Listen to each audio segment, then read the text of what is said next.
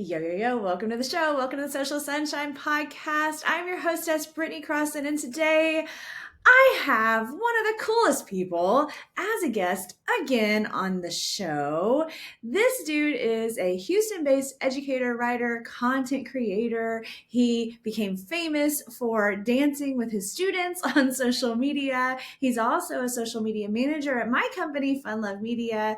He works with one of the biggest theaters in the entire city of Houston. He's done so much cool stuff on social media, and today well, wait, hang on. Rewind, Brittany. And he's been on TV, okay? Good Morning America, ABC News, Inside Edition, Access Hollywood, just to name a few.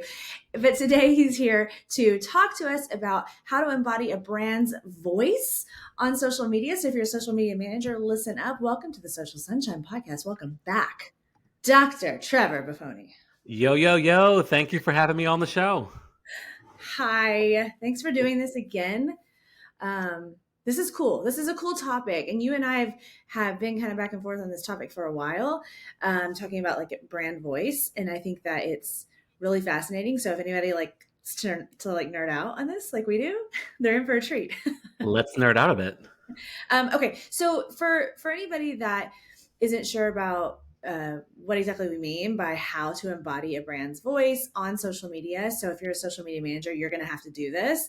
And it's literally like creating and writing the copy and all the things like from their point of view. I mean, is that basically, how do you describe it?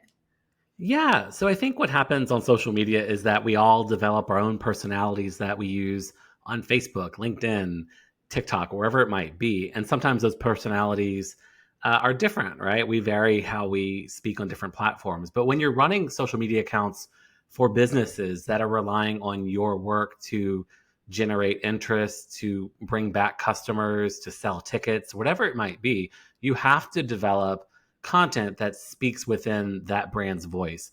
It also is a matter of the content should aesthetically fit the vibe of that theater. The way you're talking and communicating with people who comment should fit the voice of that theater. Just in the same way that Popeyes might respond to people differently than Taco Bell, right? It's the same idea. Right. Yeah, it really is. And it's really fun too. You see it a lot on Twitter with big brands, especially like you were saying, like food brands and stuff. And they'll have those moments where they post something and they reply to somebody else and they're really in that brand voice. And when you and I know it's just, it's somebody on their social media team that's, written these things, but it's like, I do feel like I'm talking to Popeyes.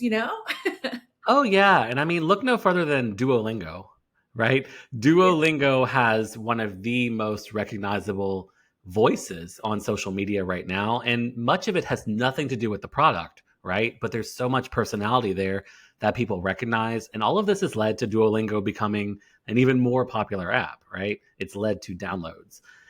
So it can be quite fun. Yeah, it is fun.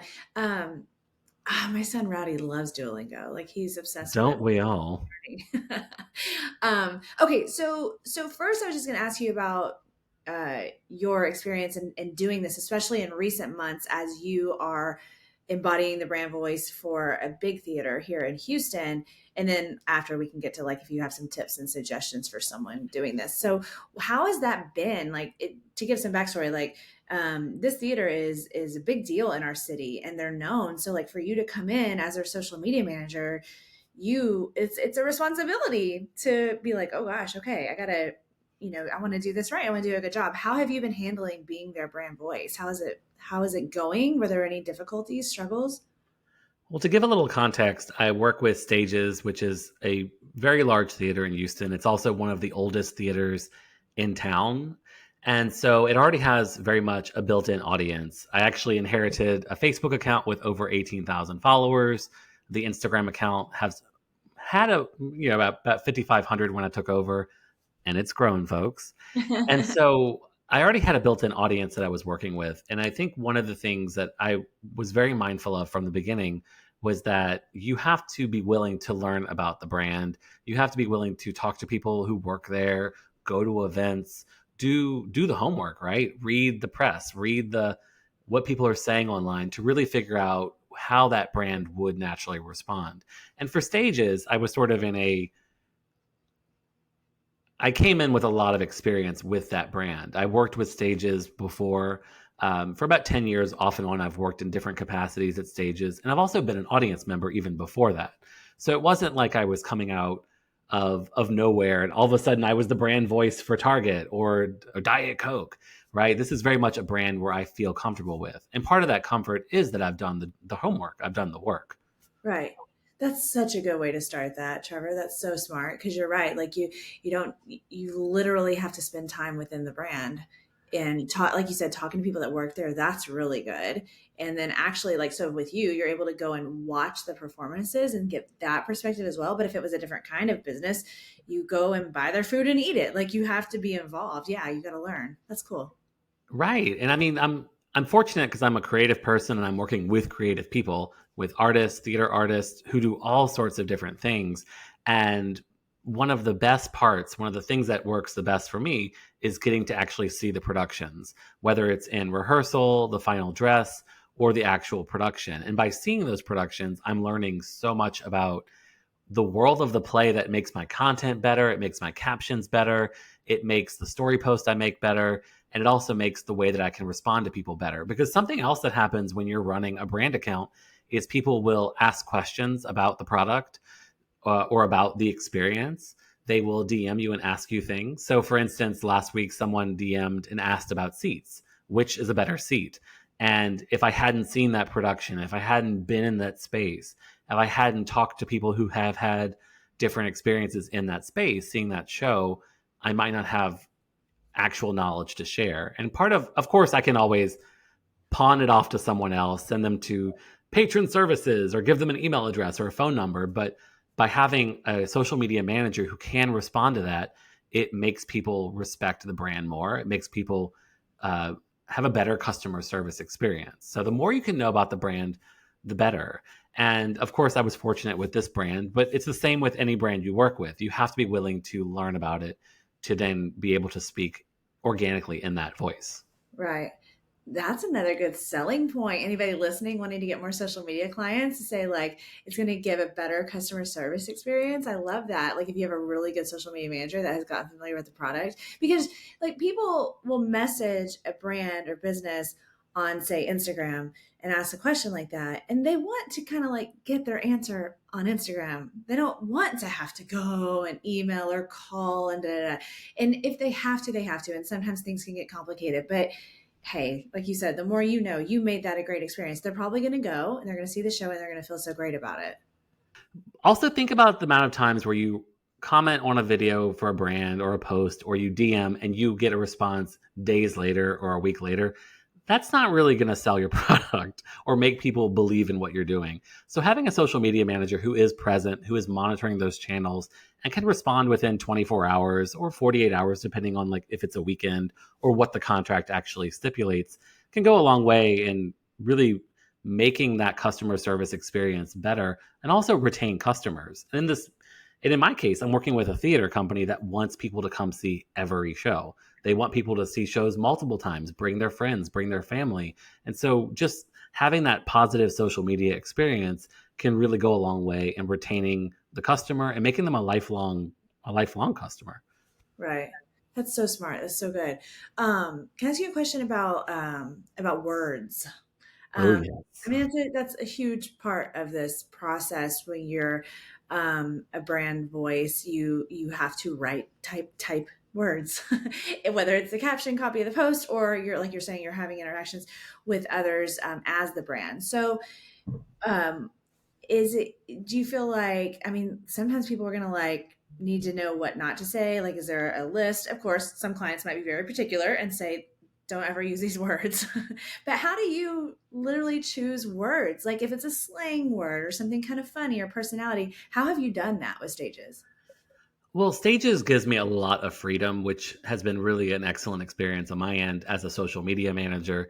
But also, it's about learning the platforms as well. So Stages has a very much an older audience base on Facebook, and so the way that I interact with people on Facebook is much different than the things I might do on TikTok or Instagram, where the audience inherently skews younger.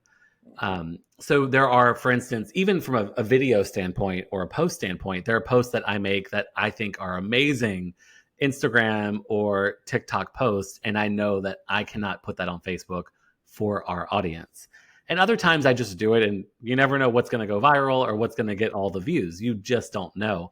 But that happens sometimes as well. In terms of slang, I will have fun with it. I will. I'm not going to lie, You do. especially on You're good at it. That's why I asked. right. But I'll have fun with it on Instagram and on TikTok. And essentially, what I'm doing is I'm creating posts that support the plays. They support the musicals and the plays, the different productions happening at the theater.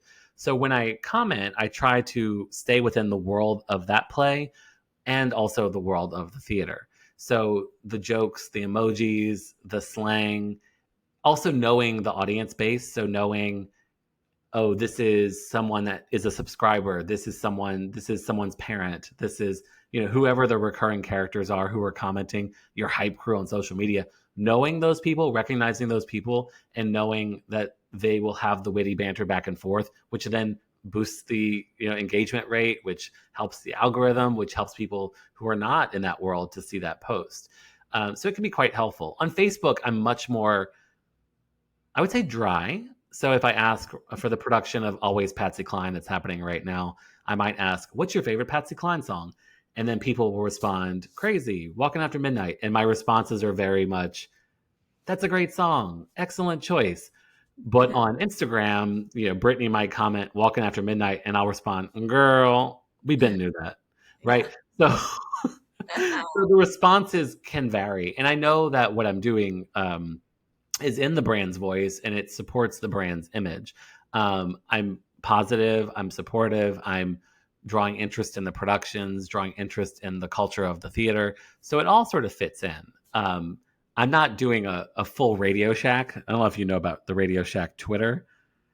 Folks, Oh, I heard of that. yeah, don't stop the podcast, folks. But when you're finished listening to the podcast and giving a review on your preferred platform of choice, go Please. to Twitter and look up Radio Shack. So Radio Shack a few years ago just basically abandoned the entire, we're going to sell radios and cell phones and speakers and stuff, and they developed this extremely filthy Twitter channel, all right, Twitter account, where, I mean, it's truly vulgar, like quite vulgar.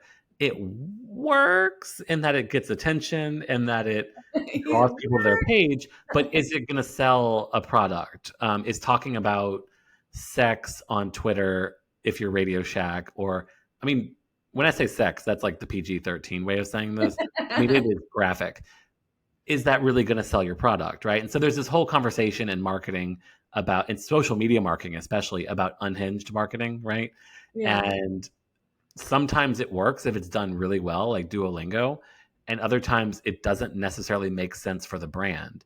And so, for instance, that unhinged marketing would not work for the clients that we are trying to attract, the audiences we're trying to attract at Stages. Right. Right.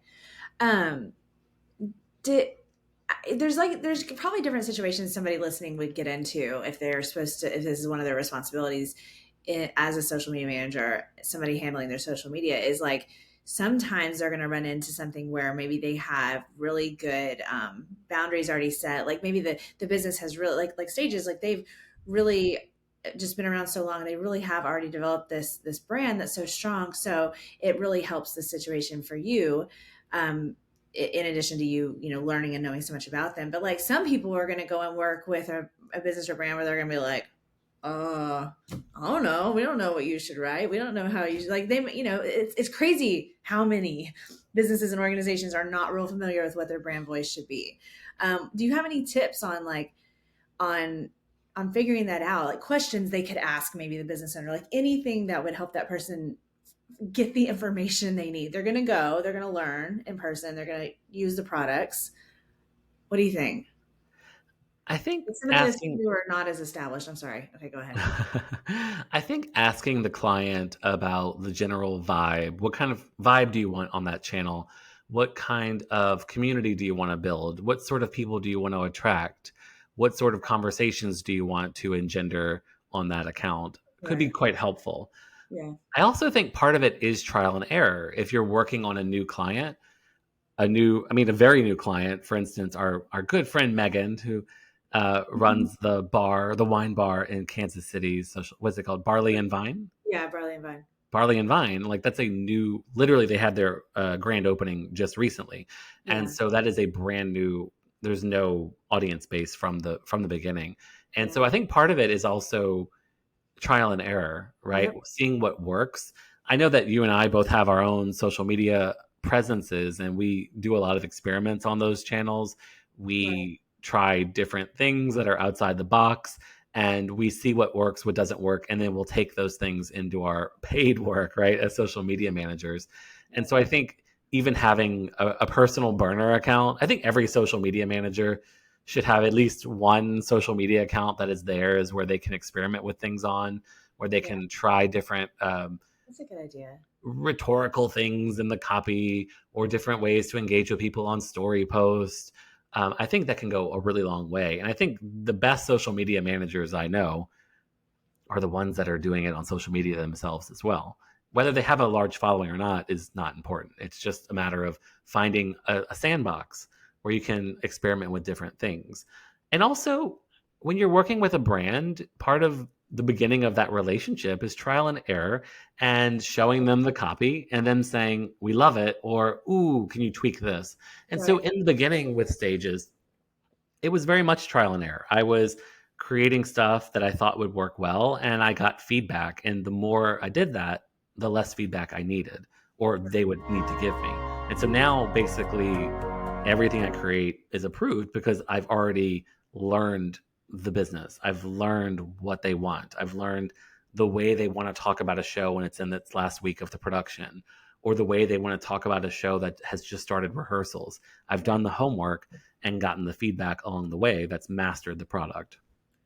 Well, that's really fantastic that you do it that way as well because I think that, and I've seen this where somebody might get feedback, but then don't actually make the adjustments, tweaks, changes to then, make that improvement or whatever. And you are literally just, hey, cool, give me the feedback, give me the info. What do we need to change? And you're actually like remembering that and applying it going forward. I know that sounds really basic, but it's true. It's a simple thing you can do that's going to just make it so much easier. Because now, or I mean, not even just now, like a while back, like you weren't having to do this for very long before you realize, okay, this is the feedback I have, and this is how I need to go forward. You did it quickly. Oh, absolutely. And I mean, if you think about running a brand, every social media platform or account should have its content pillars, right? Like, what are the things that you're constantly hitting? What are the types of funnels of content? And you're sort of just filling those funnels. So for me, I have productions that have rehearsals, I have the opening night post, I have the fun stuff about the show. I have the montage videos of the show, the interviews with the cast and creative. So I have a recurring sort of set of things and a recurring set of ways to talk about them. And it's the same thing for someone that's running a business, I'm sorry, a restaurant, for instance. Right. You're going to have the post about the new dishes, the specials, the audience, not the audience, the restaurant audience. What do you call those people? The diners. Diners. The diners, what their thoughts are, their food reviews, right? So you have certain things that are recurring. And so once you learn them, it's easy to master them and do them well. And if we also think about, the social media account should be something where the brand is able to sort of extend the experience of what you might get in the restaurant, the bar, in the theater, right? It also attracts people, but also brings people back, right? And so by doing all of these things, you sort of extend that world and likely retain customers. Right. Yeah. Oh, yeah, for sure. I love that you brought that point up specifically because I don't really hear that talked about enough, but it's such an advantage for the business in the big picture to have this kind of thing be spot on because you're right, it's going to make a better experience, the customers are going to be happier, they're going to enjoy it more. I mean, that's fun. Like you said, who wants to wait like 8 days for the freaking whatever you message to reply to you, and like that sucks. It Like if I've they done reply at all. No, a lot of times you don't get a response. yeah, it's And crazy. I remember so I'm a big theater nerd, and I remember when Twitter was starting to become a part of the theater world.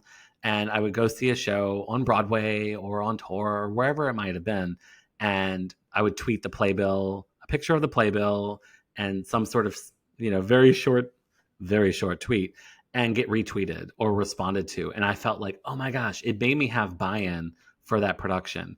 Yep. And now that I look back, I'm like, oh, it was like the social media person was just posting it. And at that time, it was probably an intern, but it made me like the product more. Right. Right. And I see that with the work I do with stages. When I repost, if you post on Instagram on the stories and you tag us, I repost. Yeah. If you post and tag us, I post, unless you post and you say some mean things, Yes. or some untoward things. We only do the toward things. But I repost, and people, you can see that sort of buy-in that people have when they're getting that repost. And it doesn't mean I have to write anything with it. Just literally hitting repost goes a long way in building that relationship. Right. And the other thing you have to think about too with all of this, the other thing that people always ask us when we're talking to potential clients is this idea of, will I make more money? And we hope so. But oftentimes we can't trace that back. And if you think about the way that social media works, is I might make an amazing post. Say I'm working with Diet Coke. I make an amazing post about Diet Coke, and Brittany sees it, but Brittany doesn't drink Diet Coke, but Brittany tells her friend Roberta about it, and Roberta goes and buys the Diet Coke. So it might not be traceable, where this is coming from, but it leads to business, right? And so you see that a lot with the stuff I'm doing for the plays, right? I'm someone who doesn't like theater or doesn't like musicals or murder mysteries might see the content, but they know that their brother does or their niece and nephew does. So they will forward it to them. So you never know where this is going or who's seeing it. And I think focusing on just the revenue from a social media post is not necessarily the most helpful thing. Right. No, no, it's not. And P.S. I really do like Diet Coke. Um, Everyone, pause this and go buy a Diet Coke. not an ad, but call me. As he takes a drink. I always drink Diet Coke when I'm doing my social media management. Afternoon boost. Anybody watching the YouTube, you got that. You saw it. If you're not, go to YouTube and watch this instead of listening. That's what we call a sound bite. Oh my gosh, that's so funny. I love it. Well, it's cool to have you here to talk about this because you've done so well with stages, and I think that a good lesson that a lot of social media managers will learn if they haven't yet is that maybe you shouldn't work with just any and every kind of brand. Hey, if you can manage to be a brand voice for 32 different kinds of industries or something, fine. But I do feel like it makes the work, you'll probably agree, just so much more enjoyable and also more ease to it when, like you said, like you love theater, you were already a patron, you were already involved, and it makes sense. So if a social media manager absolutely loves food, then it might make sense for them to lean into that. Like at first, maybe we all kind of just like do whatever we have to do to make some money, but over time, you can kind of mold your career as a social media manager to be in areas that you feel great about and comfortable with. Absolutely. And think about most industries. If you are a lawyer, you have a specific type of law that you practice. If you're a doctor, there are general practitioners, but most doctors are specialized. Real estate, people are specialized in neighborhoods or parts of town or commercial, residential, so on and so forth. So why shouldn't social media management be the same? Of course, at this point, if anyone wants to work with me, hit me up. I'm a great social media manager. I'm a lot of fun. I work hard and I meet every deadline. But at the end of the day, if I could pick exactly where my work is coming from, I would want to be in the arts, in performing arts, visual arts. And I think by having a focus that one matches my background, that will help me to be more passionate about it. But also, I have life experience that I'm bringing to the table. And also, when you're working with the same industry, whether it's food, literature, real estate, whatever it might be, accounting, it helps you to specialize. It helps you to develop the language. It also helps you to see what other businesses are doing on social media. So, for instance, when I get on that stage's Instagram account, I follow all the theaters in Texas, and I see the types of content they're posting. They comment on my videos, I comment on theirs, and it builds this um, knowledge base, right? And so if you're working in food industry in Dallas, following Dallas food restaurants, as opposed to the non-food restaurants. Food restaurant. No, but it helps you to specialize and learn what works. Because sometimes, you might be the greatest social media manager in the world, but someone's going to do something that wows you, impresses you, pushes your content forward, so on and so forth. So I think by specializing, that's a good thing. If we could all do it. Yeah, it's a great thing to work toward. And if at first you do what you got to do to make money, I get it. Like we've all been there when we start. Like it's what you got to do. But what I was going to say, if you are in that position, anybody listening or watching, where you're not able to quite be so picky yet, you can find other things that you can connect with the brand or the business on. Even if it's the business owner themselves, you can somehow have something in common with them. You understand them. You have, y'all maybe have a similar personality. Like there's other ways for you to feel like you connect with that brand, and that it's not some totally foreign out there thing that you just don't get at all. So just look for any like little commonalities between you, the brand, the business, the owner, and kind of just work with what you got. But to me, like the first thing you started with earlier when you said doing the homework, actually going and spending time there, if it's a physical location, or with the business owner if you can, whatever, and really diving in, that to me is crazy valuable. And I've had that experience, like specifically in recent times with Click Salon here in Houston. Like I go in person on many times a year, and so I'm really in there, and I don't do hair, and I never have. But by having other things in common with those women and understanding that side of that, and then being there and watching and learning, it's crazy, because then it's so wonderful. I'll go back and create the content, and like I can say things. It's like, oh wow, I learned that today about hair, and I can speak on it because I actually went and did the homework. This made me think of something. We've never talked about this, but I have a feeling that it does not feel like work for you to work with Click. No, it doesn't feel real You workish. know, It's pretty um, I mean, at the end of the day, it is work, right? Would I rather be on a beach in Hawaii? Yes. But like when I'm doing the work with stages, I would say 90% of it, I like enjoying it, right? It's doing something that brings me joy. It's filling my passions. It's a good way to spend my time. That is what I'm mostly thinking about, right? So I think trying to find those clients where the relationship is easy, where you can naturally speak in the voice, create in the voice of the brand, I think goes a long way in making this sustainable. You know, I know we've all been in that position where we're working with a client where it just isn't vibing for whatever reason, and it feels like work. I yes. think we want to avoid that in the future. And I I think by being transparent about processes beforehand can go a long way in really alleviating those kind of difficult relationships, which right. is when you're going to have trouble speaking in the brand voice.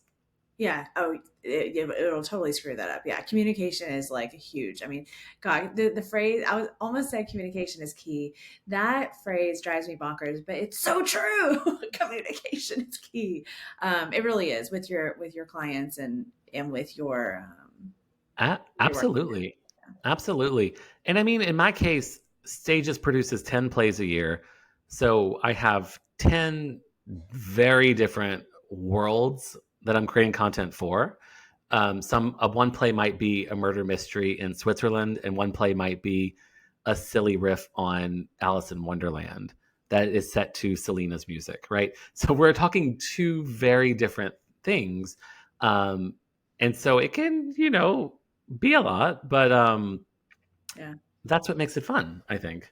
Yeah. Having all these sort of different things and setting up those communication channels from the beginning and having conversations around, in my case, what types of songs, what types of sounds do you want to hear? And so, for instance, I was just about to ask you. The final question was about music. So yeah, I'm so glad so you brought it up, because that's the brand voice too. yeah, so for instance, every play has a soundscape, right? And sometimes it is more my job to figure it out. based on my research, such as the case with the play that they just did called Switzerland. But for Panto Alicia and Wonderland, which is the Alice in Wonderland show they're doing in December, I basically just talked to the director and said, "Hey, can you send me a list of the songs in the show?" And so she sent me 10 songs, and so I used that as sort of a starting place. Sometimes the songs might not work, and I might find a similar song from the artist or a similar vibe.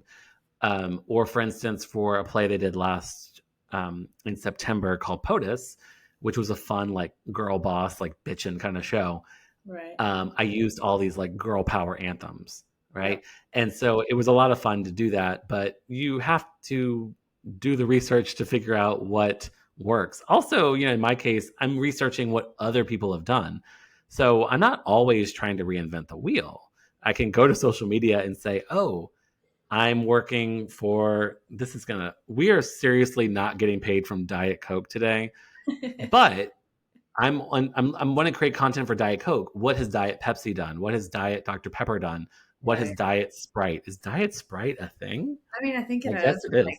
No, but how are they creating content, right? And a lot of this could be, oh, this is what I don't want to do, right? Or this is content that was not successful. I'm going to do something very different.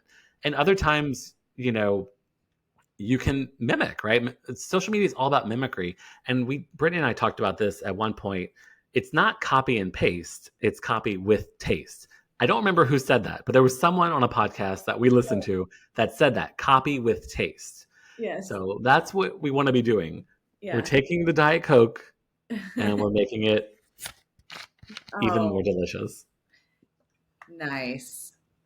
Really, Diet Coke. So just FYI, listeners, our goal today is to get sponsored by Diet Coke. That's really Social Sunshine Podcast, sponsored by Diet Coke. Drink yours that's today. you thought we were here to talk to social media managers. Nope, we're here to get a sponsor. No, but really, call me Diet Coke. Well, thank you for doing this with me. This is really helpful. I love to nerd out with you on these topics per usual, and I know everybody listening got a lot of value out of this. We'll put in the show notes, of course, but please say it out loud how everybody can find you on social media so they can follow and be obsessed with the Dr. Buffoni content amazingness. So you can find me on any social media channel if you just look up my last name, Boffone, Dr. Buffoni. I am the one, the only Dr. Buffoni. I'm all over the place. And if you want to follow my work with Stages, we are Stages Houston on all the platforms. Yay! Thank you, sir. I appreciate you being here. Thank you.